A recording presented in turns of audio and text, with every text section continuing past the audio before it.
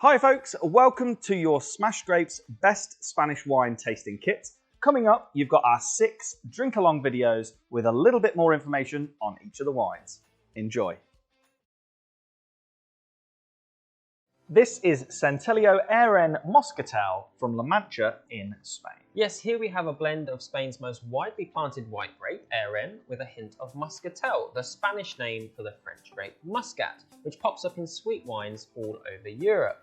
This is no sweet wine though. Aaren blends are the staple of what the Spanish like to call, and a style we love, table wines. Now, I'm a big fan of table wines because I think they're the very symbol of what wine should be about. No fuss, no frills, just really tasty, really easy drinking. They don't need to be the centre of attention, more like the accompaniment to whatever's going on, a great family meal, a wedding, whatever that occasion is. That's right, and the Spanish, particularly in La Mancha, are excellent at these types of wine because they have been doing it for so long. Every man and his dog is making their own wine in this part of Spain, and they make it for one reason only: quenching thirst.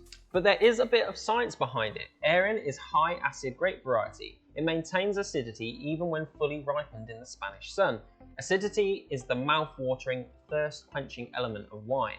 Muscatel adds a little sugar, not too much though. This is not a sweet wine, but a touch of sugar in wine is what makes it moreish, and that's exactly what we have here. Thirst quenching, but moreish. You could sink a whole bottle accidentally very easily. Yeah, I mean, for me as well, what makes this a great table wine is it just tastes so fresh, like they've just squeezed it off the vine and into a glass. You know, am I imagining that? No, not at all. That is actually the result of what winemakers call only free-run juice. Basically the juice that comes straight from the grape naturally as they are pressed under their own weight. No hardcore mechanical pressing here to squeeze out every drop. That tends to result in bitter, astringent flavours from the skin and stalks seeping through to the wine, and you just don't have that here. Okay. I mean, it's a staple in my house, and I'm guessing it's going to go with most things. Yeah? Absolutely. Start any meal with it. Fish, white meat, cheese, salads. Really great with tapas. A cracking all-rounder wine. Perfection. Cheers.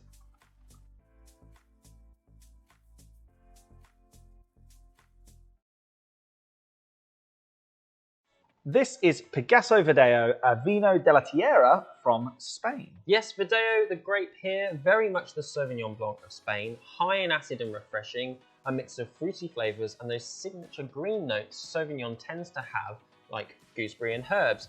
This Verdeo is what's called a Vino de la Tierra, or VDT. They have a similar term in France, both meaning wine of the land.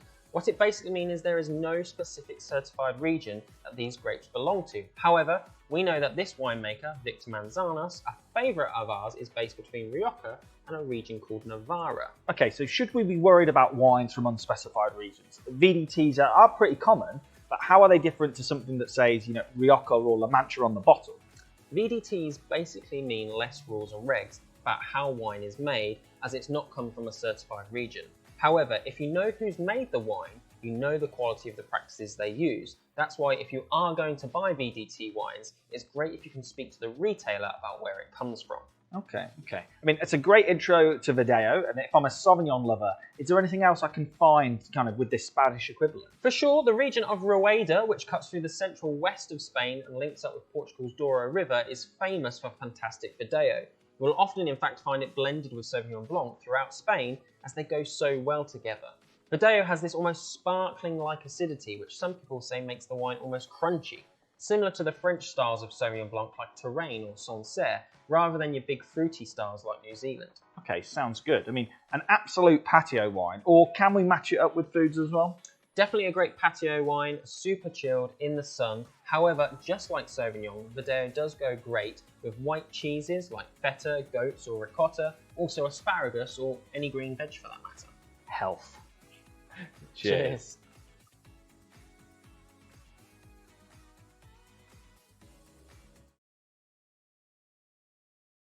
This is Finca Manzanos Tempranillo Blanco from Rioja in Spain.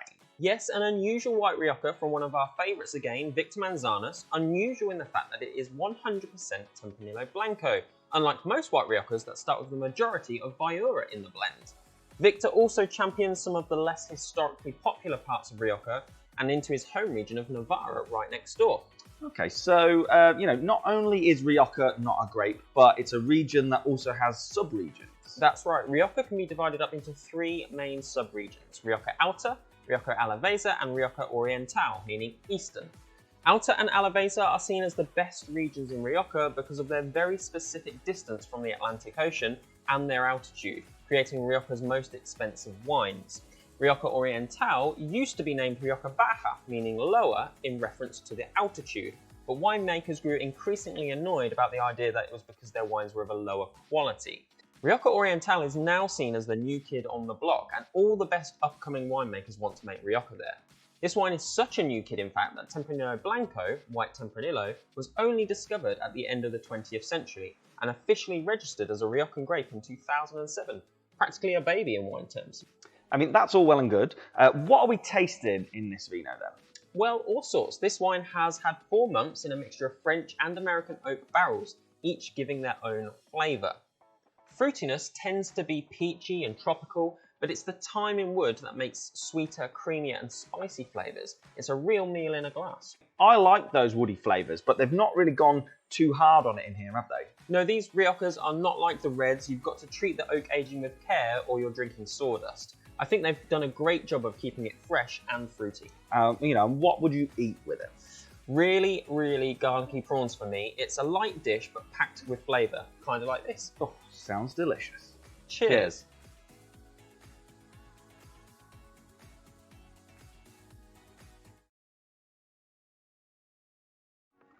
This is Mencia from Bierzo in Spain. Yes, Bierzo, a small region right in the top left corner of Spain, above the border with Portugal.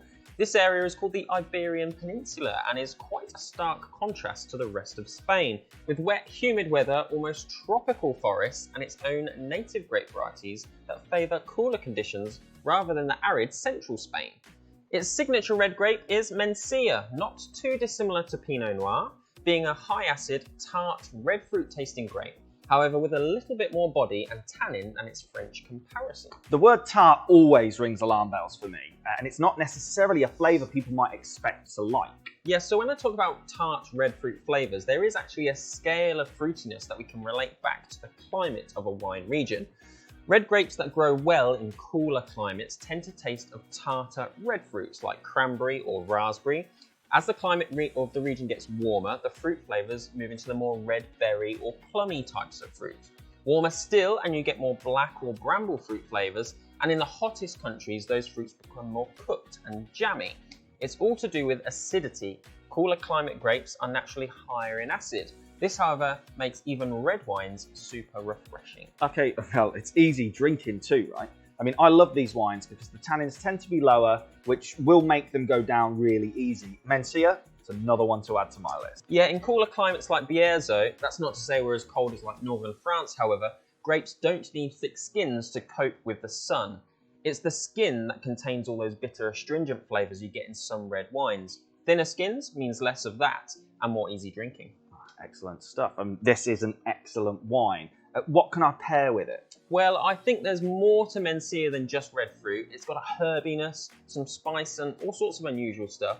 That's why anything gamey or lamb or stinky cheeses is a great match. Sounds like heaven. Cheers.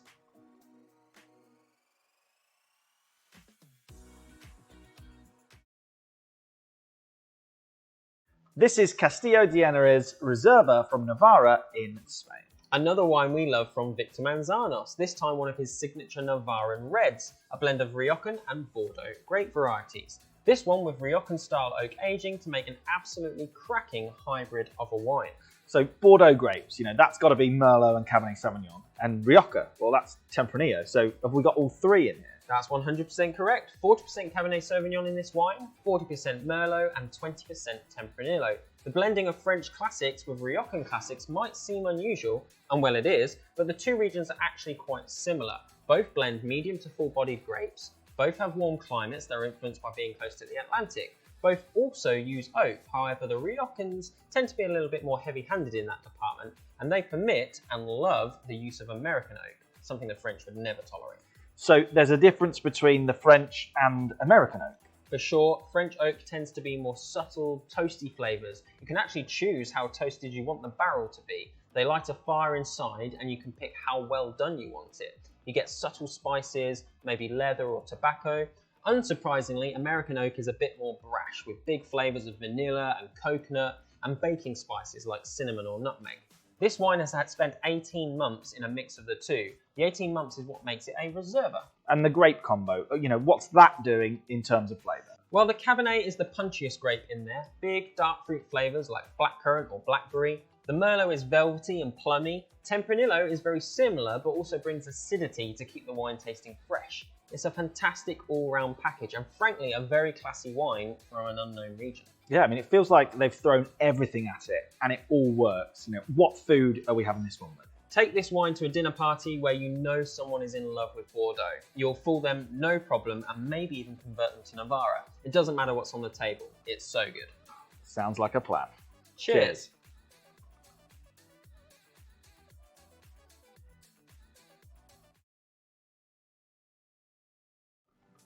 This is, for me, a Pacheco Monastrel from Jamila in Spain. Yes, if you're looking for the big guns, Jamila is the place to go in Spain. Their signature grape, Monastrel, aka Mourvedre in France, is like their Australian Shiraz. This wine has power, has guts, and is one of my absolute favourite wines to drink in the world. Oof, drop in the favourite bomb.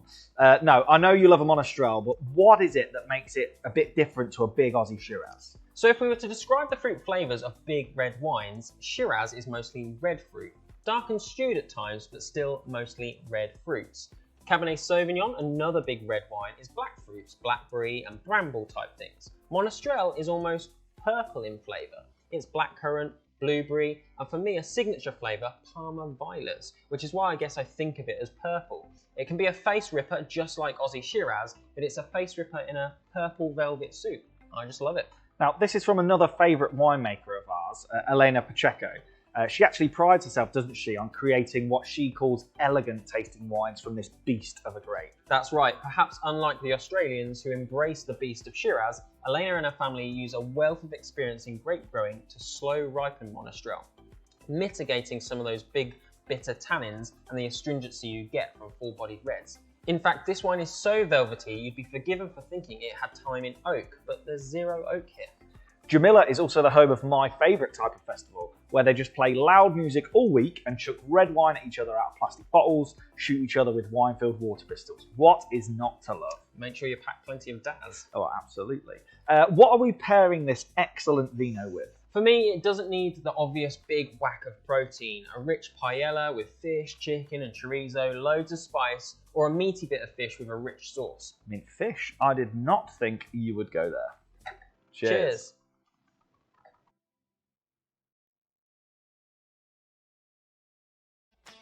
Thanks for watching our drink-along videos. We hope you enjoyed the wine. Don't forget to come back and spend your £10 voucher on your favourite.